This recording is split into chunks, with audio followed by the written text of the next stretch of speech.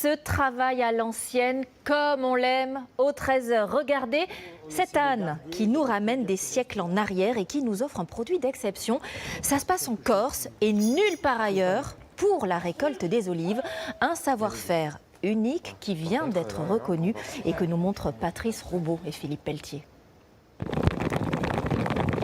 Une avalanche d'olives en passe de devenir patrimoine culturel immatériel de l'UNESCO au même titre que le chant corse. Cela peut paraître étonnant, mais cette récolte ancestrale qui consiste à ramasser les fruits mûrs qui tombent naturellement de l'arbre se perpétue sur l'île comme un héritage. Sur les contreforts du village de Sainte-Lucie-de-Talane, Jean-Christophe continue ce ramassage comme ses aïeux. Elle est noire, si je l'écrase, en fait il y a un jumeau, c'est mauve. Voilà, c'est tout mauve. Voilà. Donc en fait la particularité de notre récolte, c'est qu'on la récolte comme ça, lorsqu'elle est bien mûre. Parce qu'elle tombe d'elle-même. Elle tombe d'elle-même. On n'a pas le temps de repos, c'est-à-dire que quand ça tombe, il faut y aller, il faut ramasser. Il ne faut pas la laisser dans les filets. Si on la laisse dans les filets, elle va s'abîmer. Ça, c'est la particularité. C'est-à-dire que c'est pas nous qui allons gérer la récolte à proprement dit. On ne vibre pas. Donc en fait, c'est en fonction des coups de vent, des intempéries, surtout en hiver. Là, par exemple, là, on est sur une olive qu'on appelle précoce, qu'on récolte en hiver. Donc à ce moment-là, lorsque on récolte, il faut y aller même sous la pluie, on n'a pas le choix. Voilà, il ne faut vraiment pas qu'elle s'abîme. Après oui, c'est physique, hein, c'est sûr, hein, quand on voit la pente comme ça, là, on est à peine à la moitié du terrain. Voilà, la piste elle est tout en bas, la route, on la voit bien. C'est sûr que là, le dénivelé il est costaud.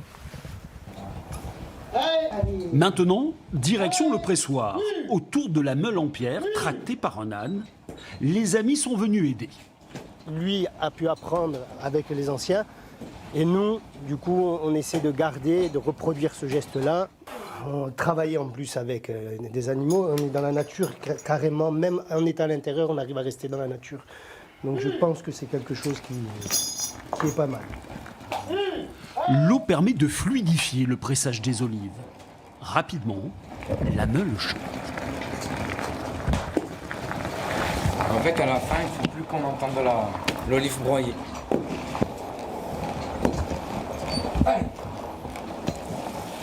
Le rythme lancinant de la meule va façonner la pâte. Il y a déjà l'huile qui coule. Ouais, là on a le jus. Là on a le jus. Si je presse fort comme ça, voilà. Là en fait, ça c'est le jus d'olive, voilà, qui coule. Et en fait, il y a de l'eau et de l'huile là. Il y a les deux. Voilà. Et par contre, là maintenant, quand on va presser, on va avoir l'eau et l'huile qui vont descendre dans la comporte en bois. Pour ce faire, cette pâte est placée dans les escourtins. La main va faire le reste. Et en fait, c'est lorsqu'on va tasser comme ça que ça va prendre sa forme. Sous la presse traditionnelle, une tour est agencée minutieusement. Sur un rythme mécanique, c'est la dernière étape pour extraire l'huile. Vous voyez là, tout ce qui est perlé, c'est le gras. Donc en fait, ça, c'est l'huile qui sort.